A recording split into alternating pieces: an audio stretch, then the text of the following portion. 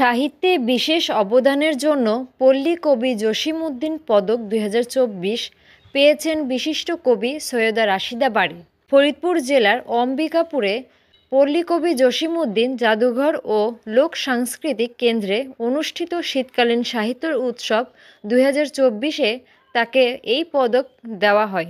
সাহিত্য সাংস্কৃতিক গবেষণা কেন্দ্র ফরিদপুরের পক্ষ থেকে এই পুরস্কার প্রদান করা হয়। পল্লী কবি জসিম-উদ্দিন জাদুঘর ও লোক সাংস্কৃতিক কেন্দ্র এর সহযোগিতায় সাহিত্য সাংস্কৃতিক গবেষণা কেন্দ্র সম্প্রতি এই শীতকালীন সাহিত্য উৎসবের আয়োজন করে। সাহিত্য সাংস্কৃতিক গবেষণা কেন্দ্রের প্রতিষ্ঠাতা সভাপতি জাকিয়া সুলতানা শিল্পী এর সভাপতিত্বে দিনব্যাপী এ অনুষ্ঠানে সারা দেশের কবি সাহিত্যিকরা অংশ নেয়। উল্লেখ্য যে সৈয়দা রাশিদা বারী এ যাবৎ গুরুত্বপূর্ণ ২০০ এর অধিক গ্রন্থ রচনা করেছেন।